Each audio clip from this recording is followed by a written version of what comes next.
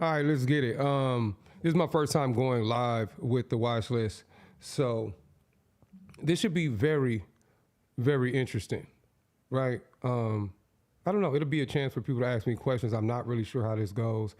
Again, this is my first time. I want to start doing stuff live with you guys, so I can kind of help you guys out and answer questions at the same time that I'm going over these charts for the people who are interested in that kind of thing. So I hope you guys' weekend was going well. I know I was a little under the weather. I mean, I feel like I've lost not feel like I got on the scale, I lost maybe like 4 or 5 pounds or something like that. Just had a little bug. It was 24 hours, nothing crazy. So yeah, but hopefully you guys are doing well. I'm doing well. If you're ready to make some money, let's go ahead and figure out how we can make some money together this week. So here's an update, as always, of the Roth portfolio. Everything is going absolutely wonderful. According to plan, as you can see, we got 100 shares of NU. We actually got some cash sitting on the sidelines right now, around $250, whatever. So that's going to allow us to do some things. I'm going to continue to add to that money on the sideline. So yeah, we're going to continue to build. So yeah, if you know anybody who's interested in learning how to invest the right way, make sure to send them over to the channel. So let me go ahead and get into the economics calendar for the week. Monday, September 29th, Federal Reserve, Christopher Waller speech, Fed President Hammock, pending home sales, Atlanta Fed President. Tuesday, we have S&P case, Schiller home prices, Federal Reserve, Vice Chair Philip Jefferson, job openings, consumer confidence, Chicago Fed President. Goolsbee, Wednesday, ADP employment, construction spending, auto sales. Thursday, initial jobless claims, factory orders. Friday, U.S. employment report, U.S. unemployment report, U.S. hourly wages, year over year, ISM services, and more Fed speakers. According to the Almanac, this week it says start looking for MACD buy signals. Don't use that. Monday, mixed. Now the market, it's been doing its own thing, right? So a lot of people were thinking like, the market's going to crash or something in September, and historical data about, September being one of the most bearish months. So, I get it, whatever, but you got to take everything in context, right? Last day of Q3, S&P has been down 18 of the last 27 trading sessions, but up 5 of the last 9. There was a massive 5.4% rally in 2008. Now, Tuesday is the last day of the month as we're going into a new month, and it's historically bearish. Does that mean it'll be bearish? Not necessarily. And then even with the market overall, it's not about what all the stocks are doing in the market or the S&P. That's just a small bucket of stocks. You can be in a lot of things, right? So we've been playing silver and precious metals for over a year. They've been going up the whole time, right? So it's not really about individual or the overall market. It's more about stock picking skills and being in the right position at the right time. First trading day in October, mixed. Dow up 10 of the last 20 trading sessions, up 2.7% in 2022. Wednesday, historically bearish, the first day of October. What does that mean? The market is green over 60% of the time.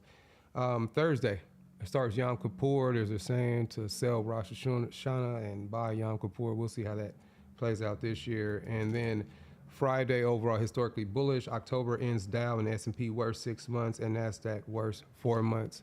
Well, the truth is we haven't really had any downside pullbacks whatsoever, so I'm not sure how any of that stuff will come into play right now. But the setups I'm looking at look pretty good, and I'm looking forward to having a great week. So let's check out some of these setups that I'm going to be looking at this week. I guess I'll go ahead and start off with Celsius. Celsius pretty easy. 2-week above $54.61. Classic. Made the move up. High low retracement holding above a yearly broadening formation. How long will it take to get back to those highs? We'll see. You got the inside month. It's already 2.25, right? So you get that little corrective activity during that uptrend. You can see it's in the uptrend if we zoom out, right? So yeah, we'll just see if that can keep going over there on Celsius. Pretty strong stock. Celsius is pretty cool. I know a lot of people drink Celsius. I'm sure you do as well. You might drink it yourself. Of course, they did the deal with Pepsi. Pepsi took a stake, so, you know, we'll see how that goes. Other thing I'm going to be looking at, you know, small cap right here is Grab. Grab, I guess they call it the Uber. It's like an Uber of Singapore or something like that. I've showed the website before to you guys. They pretty much do everything. This stock has been pretty strong, got close to these monthly broadening formations, and as you can see by the macros, once it pushes over, there's really not, you know, that much that's going to stop it potentially getting back to that 1329. So that seems like a pretty good move, and we got a 4-hour entry on this one above $6.12. So that's pretty easy. 212 on the 4-hour above $6.12. So I think that's going to work out pretty good. A position I entered, well, I've actually been in this position. I've owned shares for a long time. Got all of this nice little run-ups. Did weekly options last week for 375%. Took some positions on Friday. Looking for this to continue to move. A lot of, you know, government involvement. We always like that, government money at play. People say they're the next PLTR. There's only one PLTR. So don't get caught up in it, but there is potentially a chance to make some pretty good money. It's really, really strong. 2-1. So this one I actually got on the 1 minute. I like to get those entries as soon as possible to try to avoid any pullbacks, right? So if a stock pulls back, you know, I don't want it to affect me too negatively. So BBAI, Big Bear, we're looking at a 2-1-1-2 1 minute entry above $6.73. Now, obviously, just by looking at the chart, you can see where this first target is. We'd be around 8.5. Now, if the stock wants to break out of this 8.5, the next stop is going to be around $11.50. So, yeah, there's a lot of room to go on there. Also, I'm going to show you something. I'm actually in Grab. I actually got some contracts, and I'll actually show you. I'm in January 2026.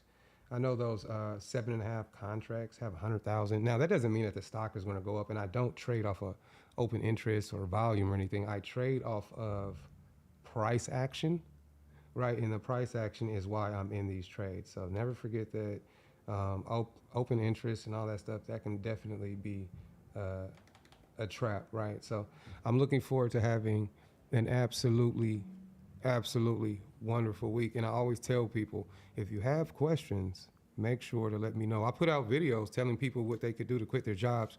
Never one single reply, not one single question about how do I do it, how do I execute or anything like that. I like to make money. I'm from Compton, California. I like to make money. I don't try to be the smartest dude. I try to make the most money, right? So if you want to make money, you know what I'm saying, this is the place you need to be. Ask some questions. Ask some questions. With that being said, I'm looking forward to having an absolutely wonderful week. If you need anything, make sure to let me know. I'm out. This first live, it went pretty smooth, right? All right, I'm out. Peace.